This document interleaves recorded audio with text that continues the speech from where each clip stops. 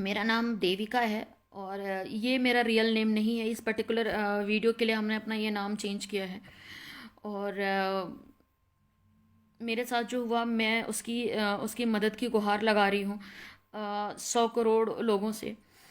तो वो ये है कि मैं भी मॉडर्न सोच रखती थी और पीएचडी की हुई हूँ, तो ऐसा लगता था कि मुसलमान इतने गलत नहीं जितना इनको कहा जा रहा है। और इसी सोच ने और इनके उस प्रोजेक्ट ने मुझे बर्बाद किया। अरशद आमीन नाम का एक लड़का है जो श्रीनगर का रहने वाला है। इसके पिता का नाम मोहम्मद आमीन डार है और इसके भाई का नाम आसिफ आमीन, आरिफ आमीन, और भाभी नुसरत जहाँ और अदीना कसन है। तो इसने मुझे अपने प्यार के जाल में उसी तरीके से फंसाया जैसे बाकी लड़कियों के साथ होता है। और मैं भी कहीं ना कहीं, मेरे पेरेंट नहीं थे, मैं अनाथ आश्रम से मेरी कुछ परवरिश हुई थी। कुछ लोगों ने, कभी फला अंकल ने पाला, कभी फला अंकल ने पढ़ाई की फ़ीस दी।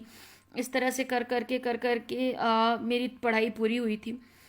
और बस इसी चीज़ की वजह से मैं थोड़ा बहुत कमाने लगी थी, अपनी ज़िंदगी अच्छे से काटने लगी थी और एक मल्टीनेशनल कंपनी में एचआर डायरेक्टर भी थी।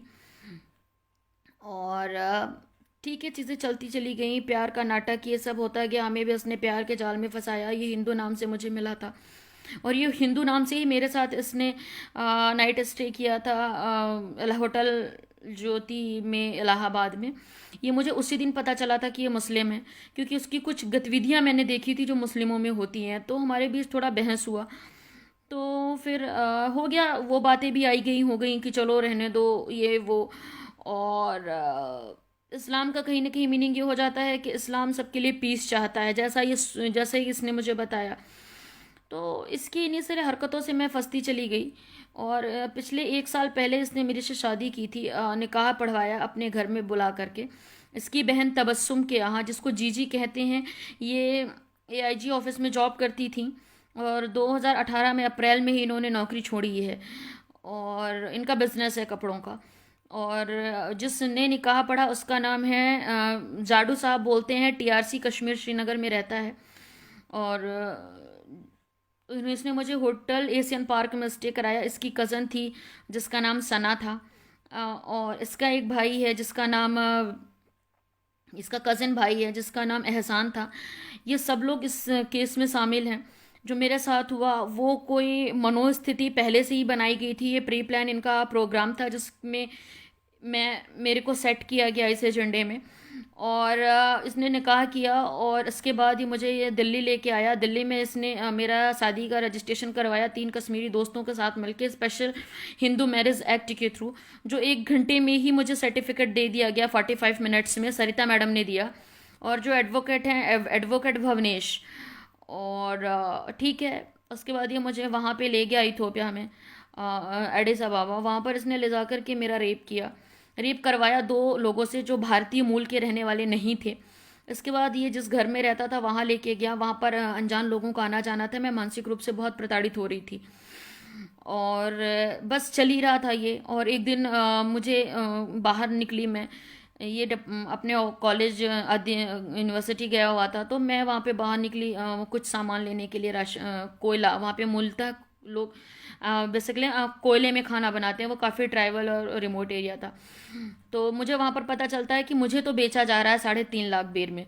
जिस दिन मुझे बेचा गया, मैंने उससे दिन आकर इससे सारी बात कही। इसने कहा गलत है, ये वो है। इसने अपने एक्सक्यूज़ दिया। तब मैंने इससे सवाल किया कि मेरा पासपोर्ट को तुम क्यों नहीं एक्सटेंड करा रहे हो, मेरे वीज़ा को, क्योंकि मेरा वीज़ा तो ख़त्म हो चुका है। इसने मुझे धक्के मार के निकाला, पासपोर्ट फेंका, टिकट नहीं दी। एक इंडियन थे, उन्होंने मेरी मदद की आर्थिक रूप से, पैसे दिए और उन्होंने मुझे बताया कि आप ये पैसे लो और आप यहाँ से निकलो, पहले तो आप इंडिया पहुँचो सेफ़। तो मैं सेफली इंडिया आती हूँ और टिकट दोस्तों से मैं किसी तरह अपने टिकट करती हूँ। मेरा फ़ोन भी ये रख लिया होता है, मेरे पास कोई फ़ोन, कोई कांटेक्ट नहीं होता है कि मैं किसी से और कांटेक्ट कर सकूँ। मैंने एसटीडी पीसीओ से और साइबर कैफ़े में मैंने मेल वेल यूज करके मैंने लोगों को बताया कि मेरे साथ क्या हुआ। ये सब चीज़ें चली और उसके बाद इसने, ये इंडिया, नेक्स्ट डे ये खुद इंडिया आ जाता है और इसे पता था कि ये मुझे बेच रहा है। और मैं अनपढ़ अनपढ़ लड़की नहीं थी, पढ़ी लिखी थी। ये समझ रहा था कि मैं एक्सपोज हो चुका हूँ, मैं फंसूंगा। तो इसने तत्काल अपने घर पे बुला करके मुझे लात मार के कुछ ब्लैंक पेपरों पे साइन करवाया और इसने वो शादी कैंसिल करवा दी जो स्पेशल हिंदू मैरिज एक्ट के थ्रू हुई थी नंद नगरी सहादरा स्टेडियम में। तो मुझे ये समझ में नहीं आया कि ऐसा क्यों हो गया। मेरे जाने से शादी रजिस्टर होगी तो मेरे जाने से ही मेरी शादी कैंसिल होना चाहिए, लेकिन पता नहीं वो क्यों कैंसिल होगी, मुझे इसके बारे में कोई जानकारी नहीं है। और इसने ही कैंसिल कराई और ये मेरी मर्जी नहीं है, नहीं थी। फिर ये सब चीज़ें चलती रहीं और इसने यही किया। और इसमें मैंने जितने लोगों का नाम लिया ये सारे लोग हैं। इसमें एक बहुत बड़ी कंपनी का हाथ है जिसका जेफ्रॉन मिनरल वाटर, ये वहाँ की मिनरल वाटर बनाने की एक फैक्ट्री है। ये कंपनी है जो खुनमू में है, वो कश्मीर में एक एरिया पड़ता है खुनमू, श्रीनगर में खुनमू में है। तो वहाँ का एक जो फाउंडर है, वो जो बिजनेसमैन है जिसकी कंपनी है, वो भी इसमें इन्वॉल्व है। और इन सब लोगों ने मुझे बेचने की कोशिश की। तो मैं तो जैसे तैसे जिंदा लौट आई, लोग इसी पर खुश हैं। लेकिन ये मेरे लिए इतना आसान नहीं है कि मैं ये सब बर्दाश्त कर पाऊँ, क्योंकि एक अनाथ लड़की हूँ। मैंने बहुत बड़ा स्टेप मेरे साथ हो गया, ये लिया मैंने। तो मैं बाकी की हिंदू बहनों से अपील करती हूँ कि प्लीज़ इनके चक्करों में मत पड़ो, क्योंकि मेरा जो हुआ, मेरे साथ जो हुआ, मुझे नहीं लगता कि ये सेफ लोग हैं। मत करो इनसे, प्यार मोहब्बत ही कभी नहीं कर सकते। इन्होंने एक, अब मैंने रिसर्च करना शुरू किया तो मुझे पता चल गया है कि मैं उनका नाम नहीं लूँगी, कि बहुत बड़े कहना चाहिए पत्रकार भी रहे हैं।